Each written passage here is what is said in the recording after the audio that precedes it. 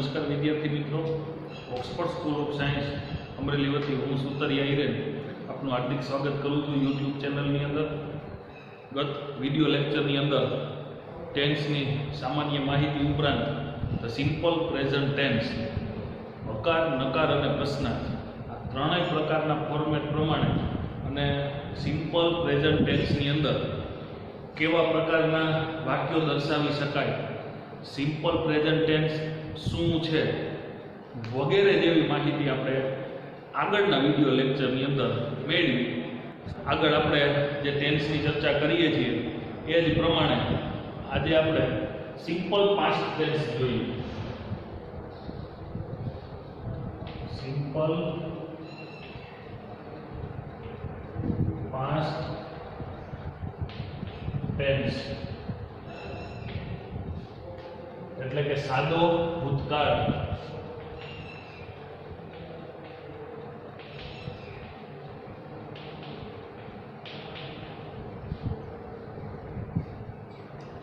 સાદા વર્તમાન કાળની જે ચર્ચા કરી, જેની અંદર રોજબરોજ થતી ક્રિયાઓ દર્શાવવા માટે, હર હંમેશને માટે થતી ક્રિયાઓ દર્શાવવા માટે, રોજિંદી ક્રિયાઓ દર્શાવવા માટે સાદા વર્તમાન કાળનો ઉપયોગ થાય છે।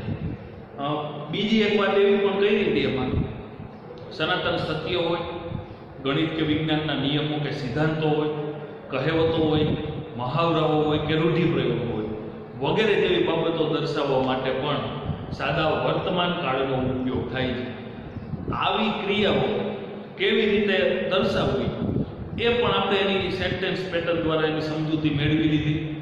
સાદા વર્તમાન કાળની અંદર સહાયકારક ક્રિયાપદો કેવા આવે વગેરે સાથે વાક્ય રચના વિથ એક્ઝામ્પલ આપણે એની ડિસ્કશન પણ કરી, બરોબર। તો એ જ રીતે આજે આપણે સિમ્પલ પાસ્ટ ટેન્સ એટલે કે સાદો ભૂતકાળ એની પણ સેમેજ આ જ રીતે ડિસ્કશન કરવાની છે।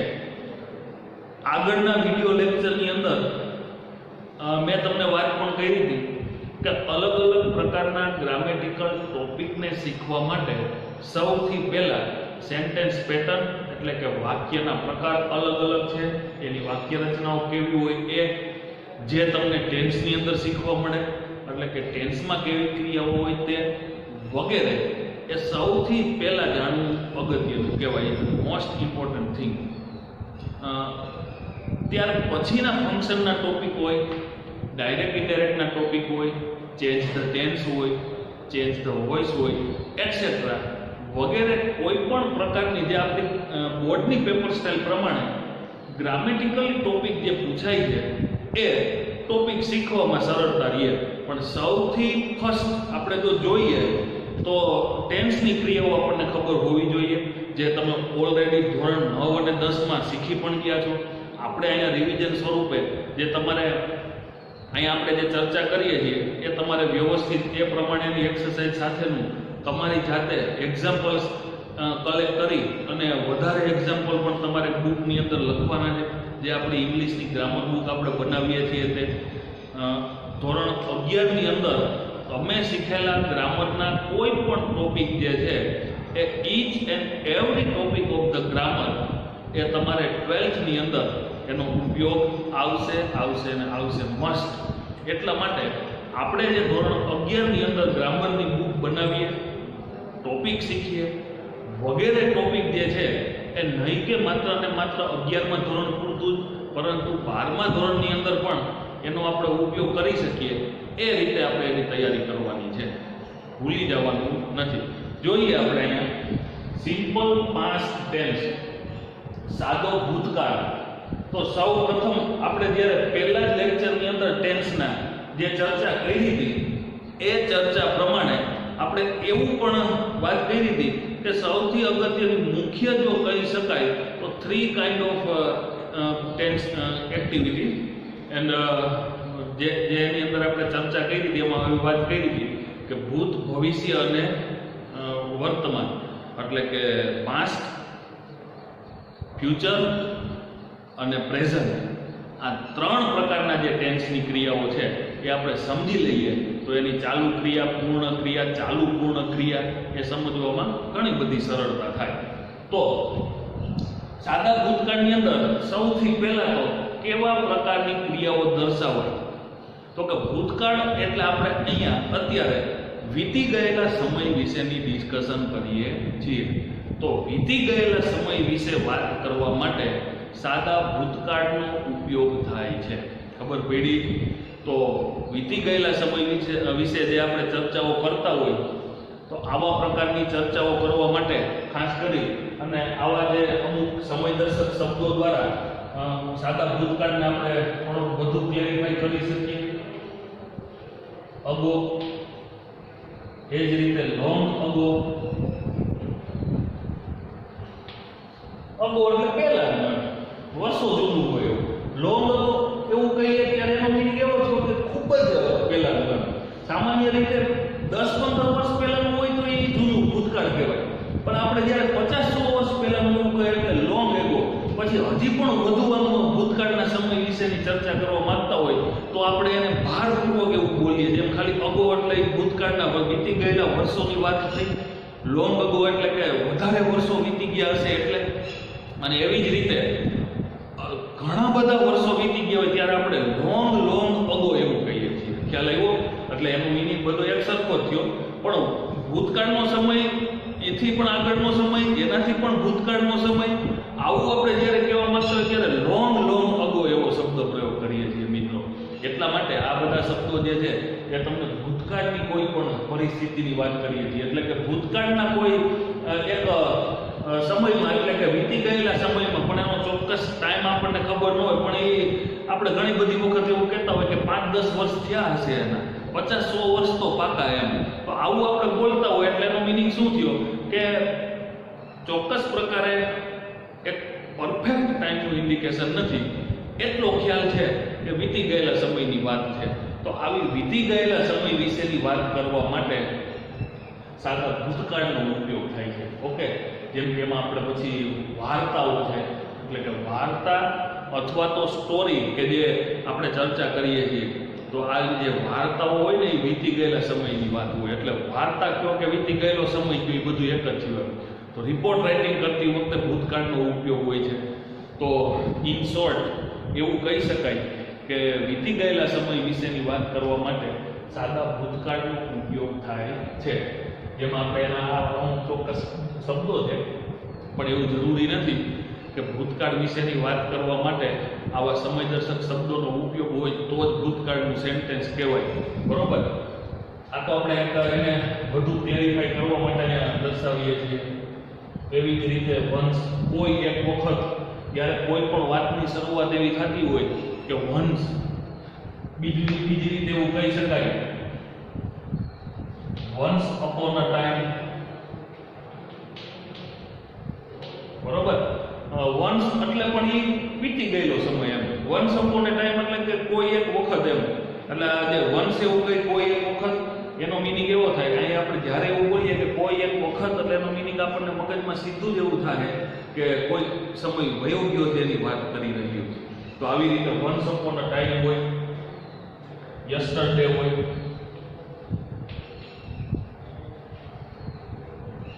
બરોબર? એવી જ રીતે લાસ્ટ હોય. તો આ બધા જ શબ્દો જે છે એ એક પ્રકારે ક્યાંક ને ક્યાંક ભૂતકાળની પરિસ્થિતિ રહેલી છે એવું સૂચન કરે છે. તો આના દ્વારા આપણે થોડુંક ક્લેરિફિકેશન કર્યું. તો એવી જ રીતે જે આપણે ચર્ચા કરીએ છીએ કે ધ સિમ્પલ પ્રેઝન્ટ ટેન્સ, તો આ સિમ્પલ પાસ્ટ ટેન્સ, તો સાદા ભૂતકાળની અંદર આવી ક્રિયાઓ, એટલે કે આપણે એના વિશેની એક નોંધ પણ લખીએ છીએ. વીતી ગયેલા સમય વિશે વાત કરવા અથવા તો વાર્તાઓ કહેવા માટે સાદા ભૂતકાળનો ઉપયોગ થાય છે. ઓકે?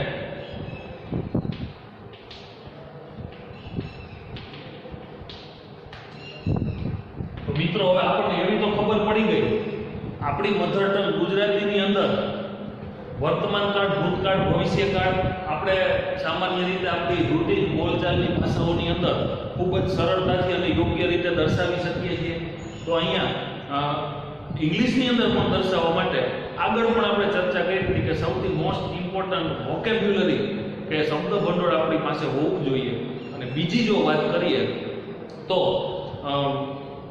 ટેન્સની, ગ્રામરની, વાક્ય રચનાઓનો આપણને યોગ્ય ખ્યાલ હોવો જોઈએ. બરોબર?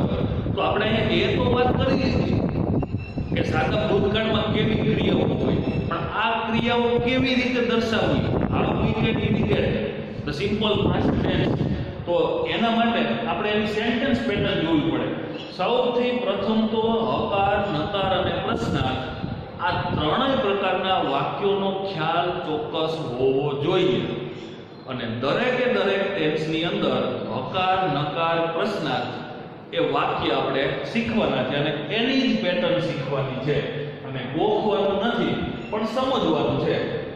તો હવે આપણે જોઈએ કે સાદા ભૂતકાળની અંદર હકાર વાક્ય દર્શાવવું હોય તો સૌથી પ્રથમ તો સબ્જેક્ટ, ત્યાર પછી V2 એટલે પાસ્ટ ટેન્સનું રૂપ. પાસ્ટ ટેન્સનું રૂપ એટલે કે સાદા ભૂતકાળનું રૂપ.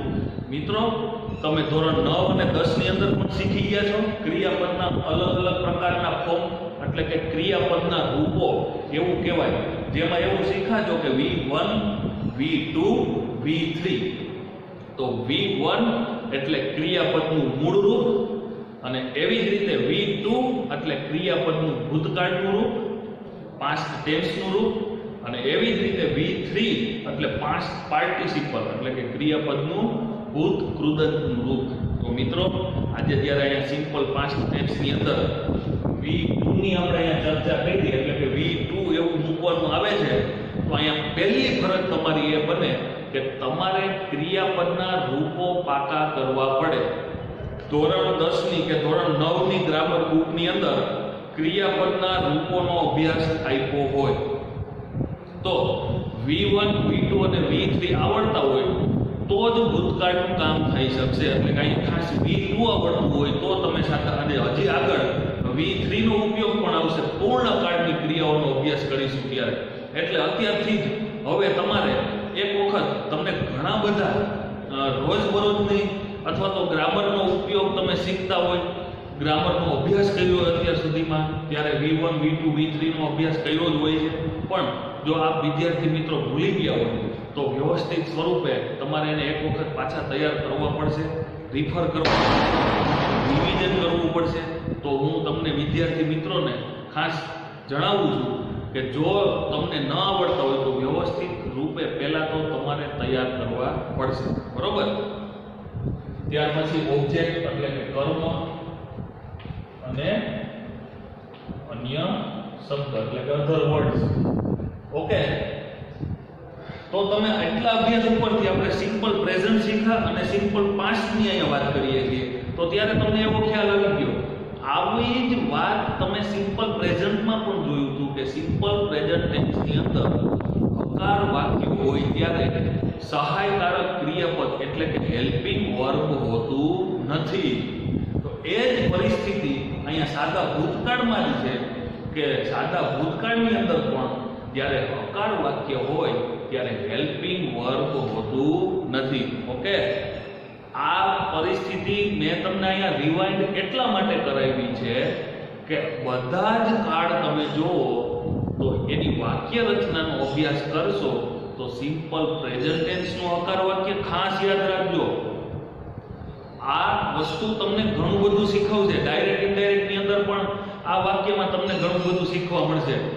સાદા વર્તમાન કાળના હકાર વાક્યમાં અને સાદા ભૂતકાળના હકાર વાક્યમાં સહાયકારક ક્રિયાપદ એટલે કે હેલ્પિંગ વર્બ હોતું નથી.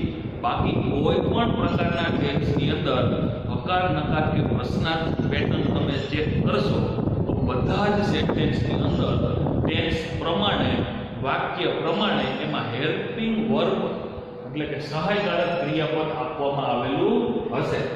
ઓકે, હવે જ્યારે નકાર વાક્ય જોઈએ તો એમાં કર્તા ત્યાર પછી સાદા ભૂતકાળની અંદર નકાર અને પ્રશ્નાર્થ વાક્ય બનાવવા માટે સહાયકારક ક્રિયાપદ એટલે ડીડ નો ઉપયોગ થશે. આ ડીડ છે એ ડુ અને ડઝ નું એટલે કે સાદા વર્તમાન કાળની અંદર તમે શીખી ગયા છો ડુ અને ડઝ એનું V2 છે. આ ડીડ ખબર પડી કે ન સમજાણું? ડુ અને ડઝ નું V2 ડીડ થાય તો તમે અહીંયા V2 જ મૂક્યું એટલા માટે જે હકાર વાક્યમાં V2 આવતું હતું ને નકાર વાક્યમાં V1 આવશે એટલે કે ક્રિયાપદનું મૂળરૂપ ખાસ જોજો તમે. વિદ્યાર્થી મિત્રો હજી પણ તમને કહું છું કે મોટા ભાગના વિદ્યાર્થીઓ V2 નકાર અને પ્રશ્નાર્થમાં પણ મૂકે છે સાદા ભૂતકાળની વાત થતી હોય ત્યારે. તો આ સૌથી અગત્યની નોંધનીય નોટિસ કે આ વિદ્યાર્થી મિત્રોને નોંધવી પડે એવી બાબત છે કે હકાર વાક્યમાં V2 છે, નકાર અને પ્રશ્નાર્થમાં V1 હશે. ઓકે, ઓબ્જેક્ટ, કર્મ અને અન્ય શબ્દ. બરોબર. હવે પ્રશ્નાર્થ જોઈએ તો પ્રશ્નાર્થ વાક્યમાં ડીડ વાક્યની શરૂઆતમાં આવશે, ત્યાર પછી સબ્જેક્ટ આવે કર્તા, ત્યાર પછી V1 કર્મ એટલે કે ઓબ્જેક્ટ અને અન્ય શબ્દ એટલે કે અધર વર્ડ્સ. ઓકે, જો WH હોય પ્રશ્નાર્થ વાક્ય તો ડીડ પહેલા WH શબ્દ આવે. who, whom, whose, which, why, when, where જે આપણે આગળ પણ શીખી ગયા. WH પ્રશ્નાર્થ વાક્ય હોય તો એમાં જે તે WH શબ્દ ડીડ પહેલા આવે. એવી રીતે પ્રશ્નાર્થ વાક્ય વર્તમાનની અંદર ડુ ડઝ પહેલા આવે. બરોબર. આ એક ચોક્કસ ફોર્મેટ છે અને એ પ્રમાણે આપણે કામ કરવાનું થાય. તો મિત્રો આટલા ઉપરથી હું તમને એ પણ નોંધ લખાવું છું જે તમારે આ બોર્ડ ઉપર જે પણ કંઈ કામ કરી રહ્યો છું એ બધું તમારે છેલ્લે એટલે આ પૂરું થાય ત્યારે વિડિયો બટન પોઝ કરી અને બધું જ તમારે ગ્રામર બુકમાં ઉતારી લેવાનું. ઓકે, નોંધ કેવી લખી શકાય કે સાદા ભૂતકાળમાં નકાર અને પ્રશ્નાર્થ વાક્ય બનાવવા માટે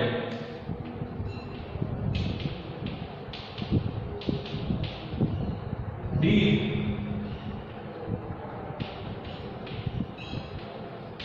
સહાયકારક ક્રિયાપદનો ઉપયોગ થાય. Okay, now you can clear that. તો હવે આપણે આ પ્રમાણે આ વાક્યને રિલેટેડ સાદા ભૂતકાળનું સૂચન કરતા હોય એવા એક્ઝામ્પલ જો જોઈએ. I played cricket yesterday.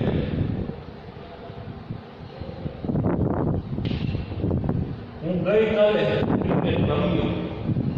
બરોબર. તો આવી રીતે આ પ્રકારના જે વાક્યો છે આને આ જ વાક્યને આપણે નકાર કરવું હોય તો I did not થઈ જાય. શું થઈ જશે? I did not. પ્લેડ આપેલું છે તો એનું V1 થશે એટલે V1 શું થાય? Play. I did not play cricket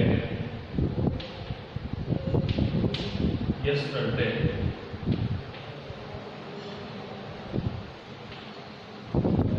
okay, પ્રશ્નાર્થ વાક્યનું એક્ઝામ્પલ જોઈએ. Did you write?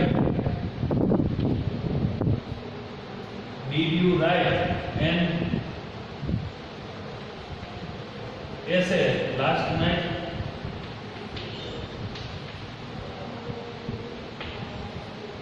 ઓકે, પ્રશ્નાર્થ વાક્ય છે. વાક્યમાં છેલ્લે પ્રશ્નાર્થ ચીજ. તો આવી રીતે તમે અલગ અલગ પ્રકારના વાક્યો બનાવો છો. ફોર એક્ઝામ્પલ આપણે અહીંયા વાત કરી કે WH પ્રશ્નાર્થ વાક્ય હોય તો માનો કે WH પ્રશ્નાર્થમાં why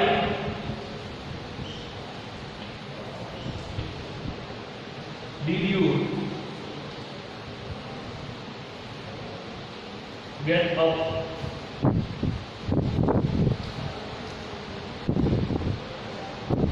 Why did you get up?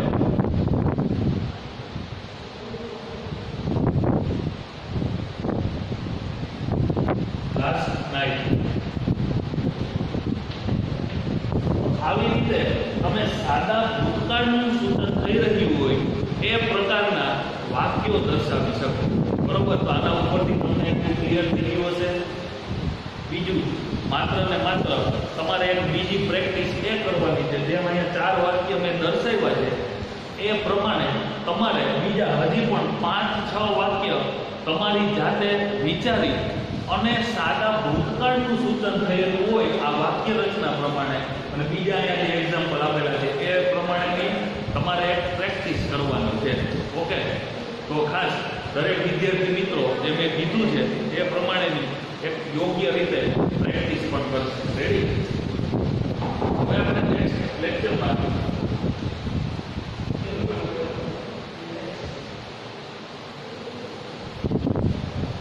Simple future tense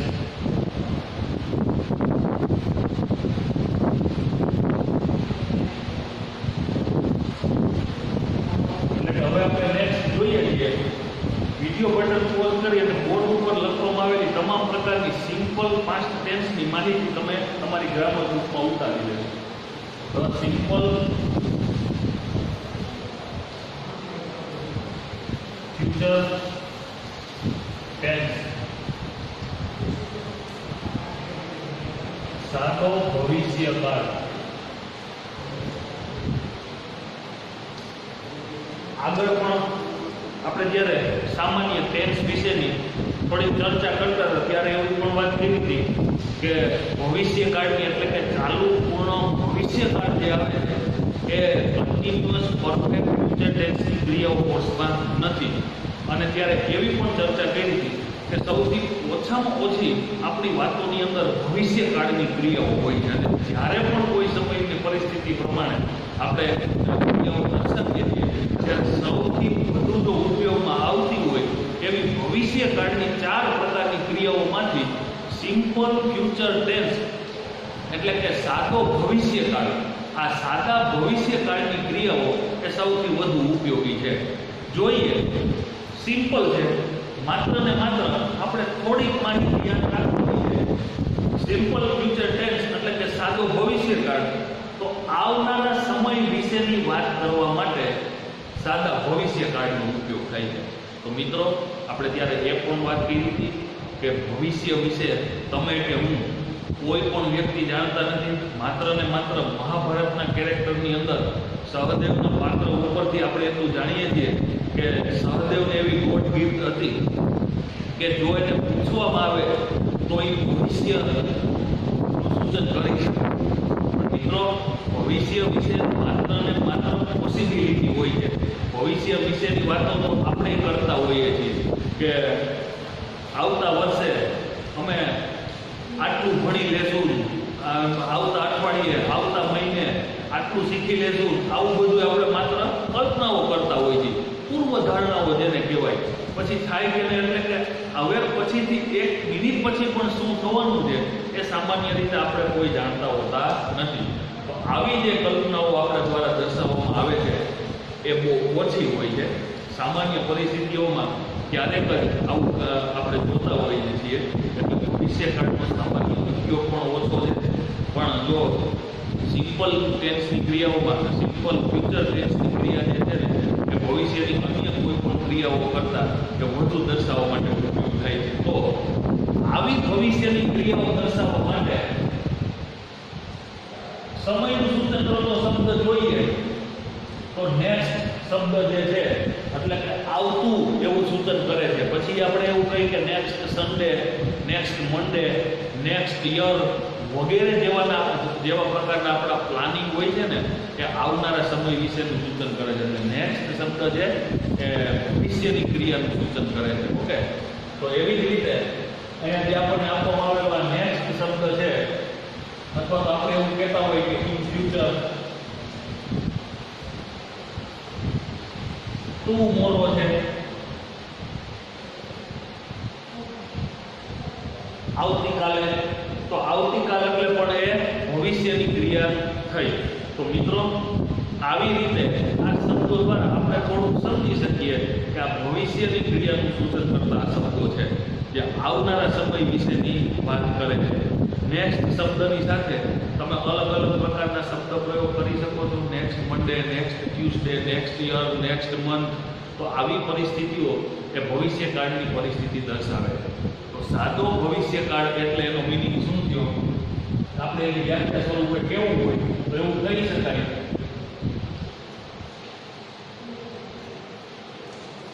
આવનારા સમય વિશે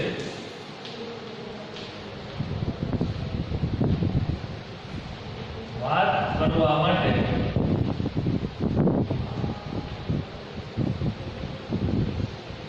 ભવિષ્યકાળનો ઉપયોગ થાય છે. એટલે કે જે સમય હજી આવવાનો બાકી છે, જેના વિશે મને કે તમને કોઈ પણ વ્યક્તિને ખબર નથી, એવો સમય એટલે ભવિષ્યનો સમય. ઓકે, તો ભવિષ્યકાળ વિશે આટલી જ માહિતી થઈ.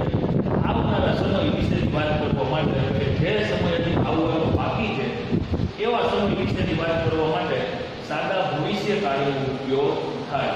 તો મિત્રો, આવો સાદો ભવિષ્યકાળ જે છે એના વાક્યને દર્શાવવા માટે શેલ અને વિલનો ઉપયોગ થાય. જે ભવિષ્યકાળના ટુ બીના રૂપ છે. આપણને કોઈ ટુ બીના રૂપ વિશેની કોઈ માહિતી પૂછે તો આપણે એટલું કહી શકીએ કે જો એવું પૂછવામાં આવે કે ટુ બી ભવિષ્ય, તો એનું મીનિંગ શું થાય? શેલ અને વિલ. ઓકે, એવી જ રીતે ટુ બી વર્તમાન, આપણને ખબર હોવી જોઈએ. સહાયકારક ક્રિયાપદો તો લોટ્સ ઓફ છે. કાળ પ્રમાણે અલગ અલગ પ્રકારના સહાયકારક ક્રિયાપદો મુકાઈ પણ છે. પણ આપણને જ્યારે એવું પૂછવામાં આવે ટુ બી ક્રિયાપદના રૂપ ક્યાં ક્યાં, તો ટુ બી ક્રિયાપદના રૂપ વિશે આપણે એવું કહી શકીએ કે shall, will, am is, are, was, were. પણ જો એવું પૂછવામાં આવે કે ટુ બી ભવિષ્યકાળના રૂપ, તો કે શેલ અને વિલ. એવી જ રીતે ટુ બી વર્તમાન કાળના રૂપ, તો કે એમ ઇઝ અને આર. અને જો એવી જ રીતે ટુ બી ભૂતકાળ એવું પૂછવામાં આવે ત્યારે એનું શું અર્થ થાય? વોઝ અને વેર. ક્યુ ક્રિયાપદ ક્યારે મુકાય એ તો આપણે અલગ અલગ કાળની અંદર એ શીખવાના છીએ. અને ક્યુ ટુ બી નું ક્રિયાપદ કેવા પ્રકારના સબ્જેક્ટ સાથે મુકાય એ આપ વિદ્યાર્થી મિત્રો પણ સારી રીતે જાણો છો. તો હવે હકાર વાક્ય રચના જોઈએ તો સબ્જેક્ટ પ્લસ શેલ અથવા તો બી. ભૂતકાળની અંદર બે એક જ સહાયકારક ક્રિયાપદ આવતું, બરોબર? તો ભૂતકાળમાં સહાયકારક ક્રિયાપદ ડીડ જ આવતું હતું, તો કોઈ પણ કર્તા સાથે ડીડ કરે. વર્તમાન કાળની અંદર સહાયકારક ક્રિયાપદ તરીકે ડુ અને ડઝ આવતા. તો એમાં આપણે એવું પણ જોયું હતું કે જો કર્તા તરીકે ત્રીજો પુરુષ એકવચન એટલે કે હી, સી, ઇટ કે નામ હોય તો તેની સાથે ડઝ આવે અને બાકીના કોઈ પણ કર્તાની સાથે શું આવશે? ડુ. તો મિત્રો, એવી જ રીતે અહીંયા પણ શેલ અને વિલ છે. તો તમારે યાદ રાખવાનું છે, હકાર વાક્ય હોય ભવિષ્યકાળની ક્રિયાઓમાં તો શેલ કોઈ પણ કર્તાની સાથે તમારી ઈચ્છા પ્રમાણે શેલ કે વિલ કંઈ પણ મૂકી શકાય, બરોબર? પણ નિયમ હતો એવું સૂચવે છે. હવે તમે ગ્રામર બુકમાં જુઓ તો કોઈ પણ સબ્જેક્ટ સાથે શેલ કે વિલ મૂકી શકાય. નિયમ પ્રમાણે એવું હતું કે આઈ અને વી એટલે કે પ્રથમ પુરુષ એકવચન અને પ્રથમ પુરુષ બહુવચન. એટલે આઈ અને વી હોય તો આની સાથે શું મુકાય? શેલ.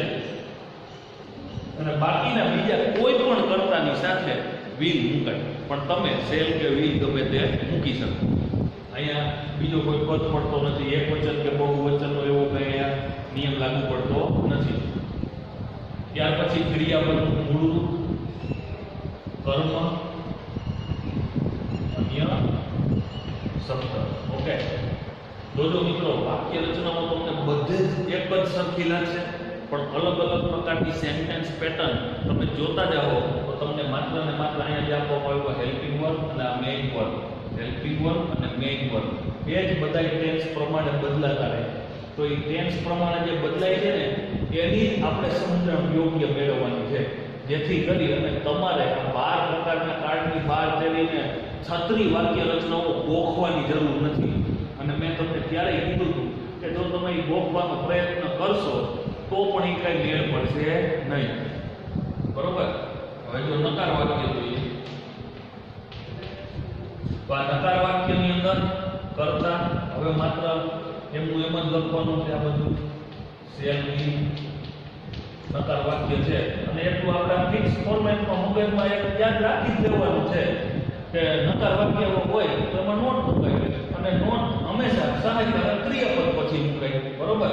તો કરતા શેલ કેવી નોટ ક્રિયાપદનું મૂળ રૂપ જ આવશે ભવિષ્યકાળનું હકાર નકાર કે પ્રશ્ન કોઈ પણ વાક્યની અંદર કર્મ અને અન્ય શબ્દ. તો મિત્રો V1 નો ઉપયોગ તો ઘણો એવો પણ તમે અહીંયા સુધીમાં જુઓ કુલ 5 પ્રકારના ક્રિયાપદ આવે. V1 એટલે કે ક્રિયાપદનું મૂળ રૂપ, V2 એટલે કે ક્રિયાપદનું ભૂતકાળનું રૂપ, V3 ક્રિયાપદનું ભૂત કૃદંતનું રૂપ, V4 એટલે કે ક્રિયાપદનું ing વાળું રૂપ અને પાંચમું ક્રિયાપદ s કે es વાળું ક્રિયાપદ. તો એમાંથી તમે અત્યાર સુધીમાં V1 V2 આવી ગયું અને s કે es વાળું આવી ગયું. બરોબર. તો યાદ રાખી લો બે નિયમો તમને એવી પણ સામાન્ય માહિતી આપી દઉં કે જો સાદા વર્તમાન કાળનું વાક્ય હકાર હોય, કર્તા તરીકે ત્રીજો પુરુષ એકવચન હોય તો જ ક્રિયાપદના છેડે s કે es મુકાય. હવે આ ક્રિયાપદ તમારે અન્ય કોઈ પણ જગ્યાએ લઈ પડે એટલું યાદ રાખી લો. એક જ જગ્યાએ એનો ઉપયોગ હતો સાદા વર્તમાન કાળમાં. માઇન્ડેડ ખ્યાલ આવ્યો?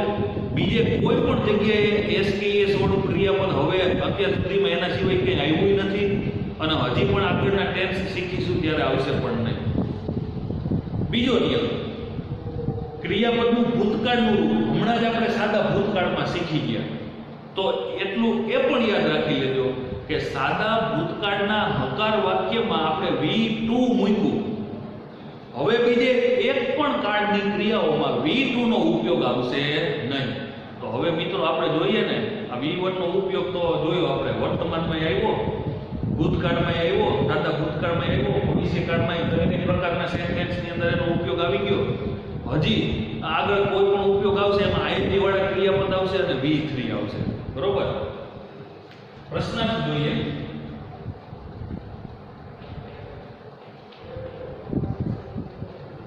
સેલ અથવા તો will વાક્યની શરૂઆતમાં, ત્યાર પછી સબ્જેક્ટ. બરોબર.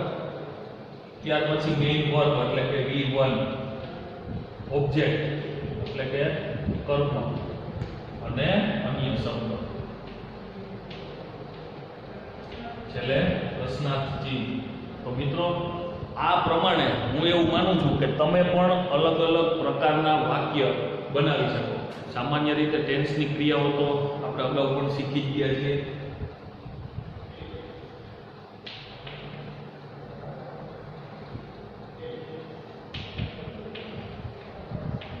I will go to Rajkot next Sunday. બરોબર.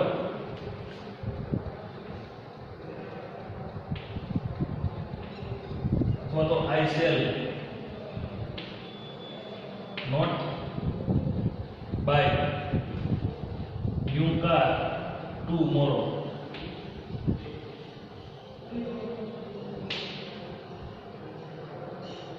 એવી જ રીતે આપણે પ્રશ્નાર્થ વાક્ય જોયું તો will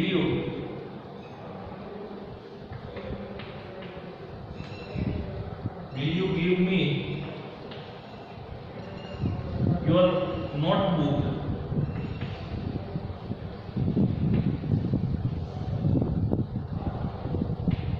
next Sunday?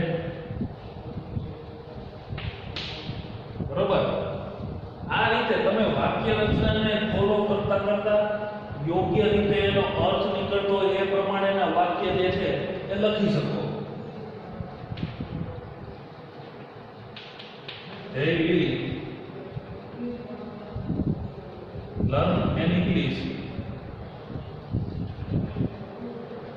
grammar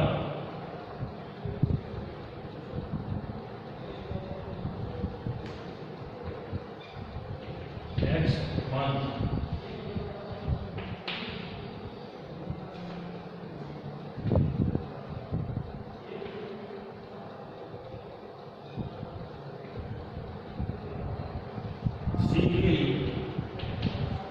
Not start